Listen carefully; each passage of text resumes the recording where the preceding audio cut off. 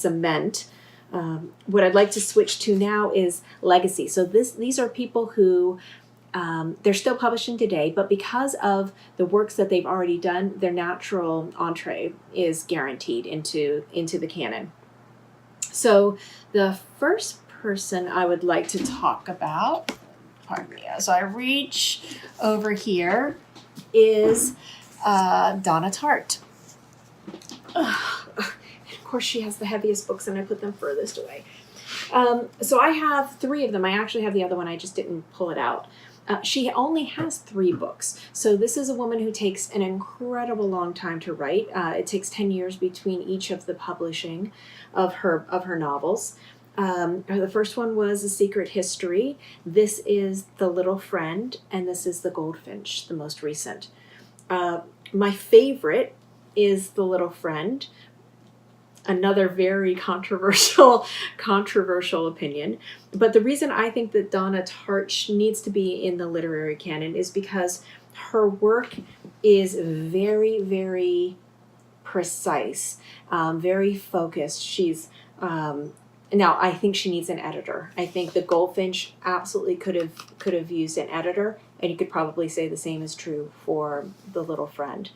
But the worlds that she creates in these places in time, and they exist, Mississippi or the South, I think it was Mississippi for this one, and then New York City and places, I think Phoenix was a big location here.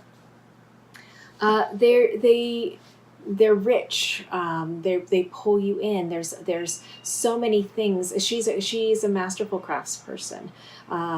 So I think that her work will continue to inspire and should be taught. And I think that she will. I think it's obvious that she will be in the canon without a doubt.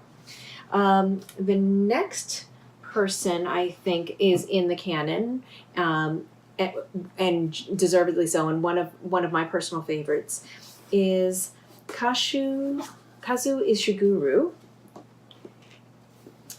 and this is one of my favorite books. This is The Remains of the Day. He also wrote The Buried Giant. This is one of the new Faber. I did a story, a video about the Faber short stories. This is here. He also wrote Never Let Me Go. What is remarkable about his work is Ishiguro is a true master craftsman.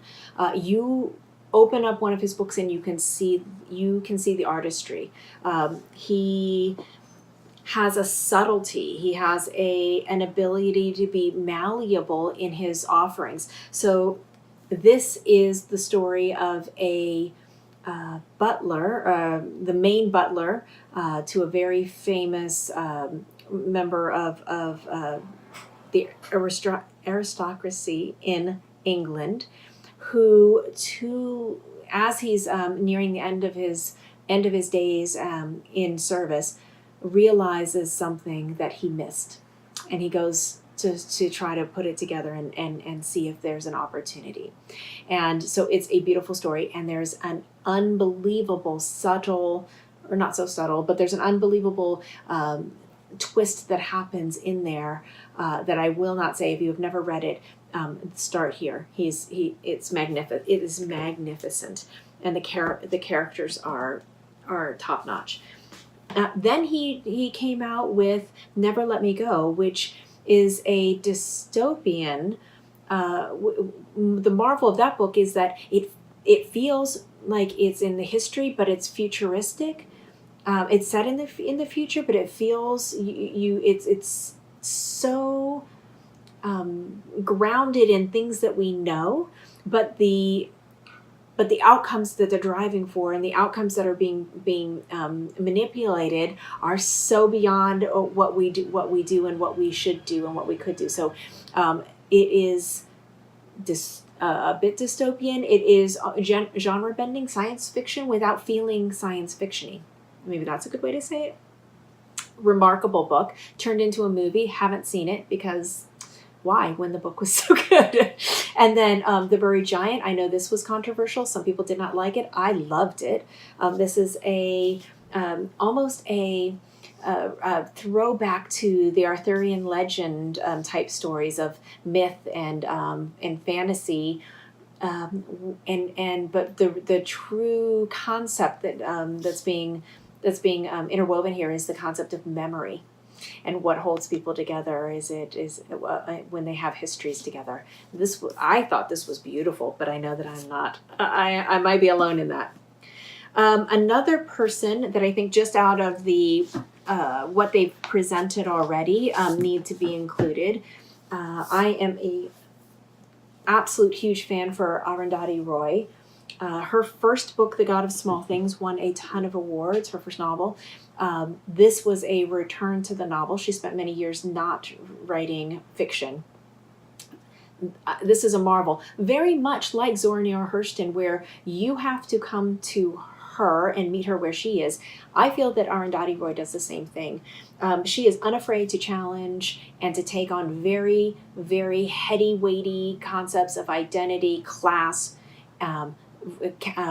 capitalism, like political structures, all of these types of things, and interwoven through characters that are so compelling and beautiful. And the beauty in this book and the heartache in this book was phenomenal. I think this was, again, as Zora Neale Hurston, this is not an easy read. You are dropped into a world and you figure it out. And I personally appreciate that when I have faith that the author can get me somewhere. And this absolutely does. So that's Arundati Roy. And this is The Ministry of Utmost Happiness. Okay, moving on. I know this is a long video. Moving on, the next person that I would recommend for the current cemented in the canon is Madeline Miller. So Madeline Miller, the reason I think that she belongs in the canon is because she has taken a feminist look and is centering the women that have existed in the ancient mythology of a Greek mythology and Roman mythology, and she is picking up on the women characters, the female characters that just kind of disappeared in dust and didn't play a pivotal role in that, and she is finding a way to tell their story that is so beautiful and so compelling and still so rich and true to how everything worked in the previous stories. And so you feel like you are getting an additional layer. You feel like you're peeling back. It feels authentic and modern at the same time. So not only is the material that she's providing interesting, but it's also that the way that she tells the story is so beautiful, so compelling. I think she's a phenom. So that is Madeline Miller. And this is The Song of Achilles, which looks at Achilles and his relationship with Patroclus. And then this is Circe by Madeline Miller. Fantastic. The next person I want to talk about, I am an absolute fangirl. I absolutely adore everything that she's ever done. And I will say this is also someone who, because of the work that she's already done in multiple mediums, will be in the canon. And that is Patti Smith for Just Kids and M-Train. So one of the themes that I've noticed as I put all these together is I am incredibly inspired by writers who bring their whole selves into the craft, whether it be nonfiction. So they have a blend of fiction and nonfiction and memoir, and this auto memoir, new kind of thing that we're talking about. And I think that Patti Smith in Just Kids was, I will admit, when I first heard of it, I was a little nervous because I knew her to be a poet, and poetry isn't always accessible to me. I'm not very good. So if you have any hints of or suggestions of books that I should kind of use as an entree into poetry, please let me know, because I am looking for that. But I was so beautifully surprised at how readable this was and how accessible it was and engaging about her life as a young person, kind of coming of age in New York City with her boyfriend at the time, Robert Mapplethorpe, and it is such a beautiful picture of what it was to be in New York City at a specific time in the late 60s, early 70s. And what it is to be an artist, what it is to love an artist, and she's a phenomenal writer. And then M Train is a continuation. This is your M Train for Memory Train, and so you're really listening to the musings that she's having as she's going through her life, and her. What I love about her, she can write about mundane, simple, beautiful moments. And profound moments. I especially admire her ability to keep loved ones and people that she has been inspired by alive in current day, even though they've passed. Specifically, her husband, Fred Sonic Smith, who passed away many years ago, but she still talks to him. She still references him. He's still alive in her heart and in her memory and in her work. And that is a marvel and a huge accomplishment. So I think she will, for those contributions, not just of language and openness and the types of things that she's choosing to talk about, but also that act of keeping memories alive. I think she is going to be in the canon for sure.